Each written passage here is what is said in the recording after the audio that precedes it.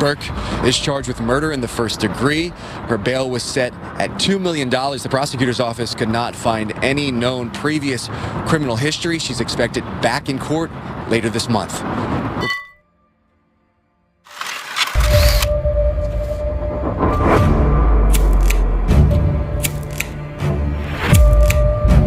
Well, a man is stabbed and killed with an ice climbing axe, and now police say his own daughter did it because he refused to turn off the lights. And according to investigators, Matt, 33-year-old Corey Burke murdered her father in South Seattle last week. Fox 13's AJ Janival has been talking to neighbors today about this shocking murder.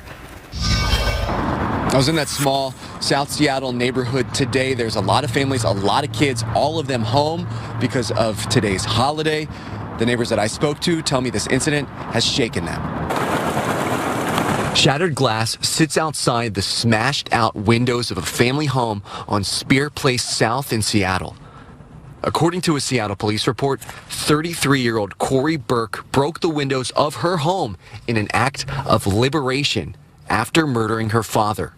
Charging documents state Burke admitted to police she killed her dad.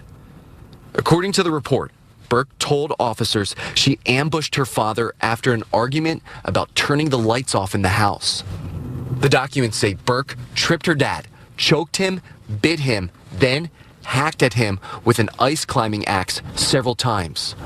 According to the documents, it seemed Burke struggled with mental health. She told police she was just reborn last month around the time of her actual birthday in late October. She said she struggled with emotional boundaries with her dad, and when referencing the killing, told investigators she, quote, knew it needed to happen today. The murder happened last Tuesday on Election Day, according to the police report. Families in the neighborhood tell me they are struggling with the violence that happened so close to their homes.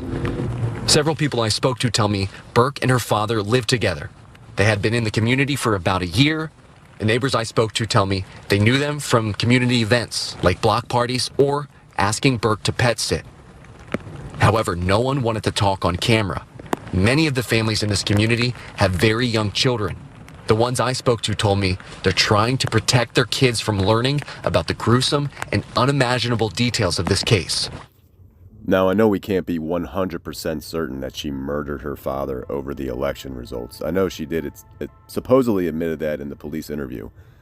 But I think this might have been coming for a while. Maybe her and her father had, some past arguments or something.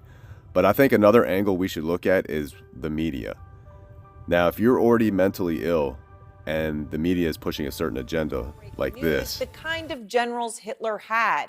An 11th hour bombshell report from the Atlantic Jeffrey Goldberg, quoting Trump touting the loyalty of Hitler's generals. That, of course, was the former Secretary of State, former First Lady Hillary Clinton on ABC's The View. And as you heard right there, she went as far as comparing Donald Trump to Adolf Hitler. She has escalated here. That was Saturday at a rally in Florida. Trump was asking supporters to raise their hands, vowing to vote for him in the March 15th primary. That led to headlines like these, where some compared that moment to something that might have happened at a rally in Nazi Germany. And we noticed 4 other moments in the past week where people have compared Trump to Adolf Hitler.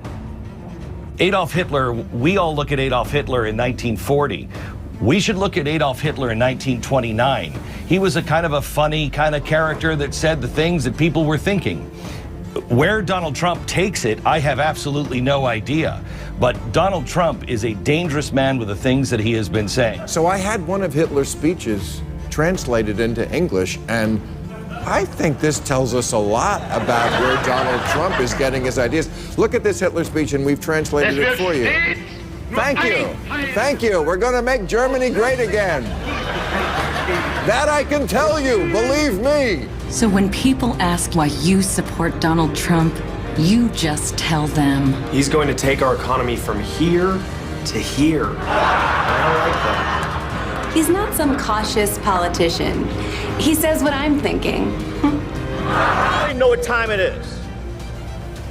That we don't have a moment to lose. We want to stop that other guy. I don't call him by his name. I call him Agent Orange.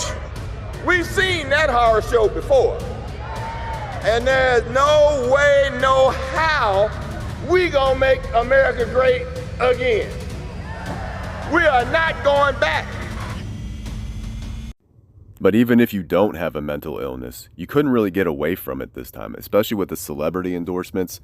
The same celebrities that are going to Diddy parties, the same celebrities that are preaching morality but getting caught up in all these scandals. Why would we listen to them?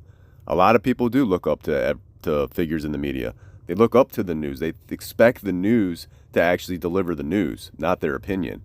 But when they have an agenda, you can watch all of the news stations group together and preach the same message. And if you're young and impressionable or already have some kind of mental illness or want a sense of belonging and think that you're going to be a hero or the end of the world is coming, sometimes you have this sort of outcome where a woman actually murders her own father. I mean, we have family members that are not speaking because of election results. We have people that aren't going to holiday dinners because of election results. We've never seen anything like this. Social media is both a blessing and a curse, in my opinion, because the division that it has created, especially with this type of rhetoric, I think logical thinking, critical thinking has gone out the window. I don't know. I'd like to hear your thoughts. I'll see you guys on the next one.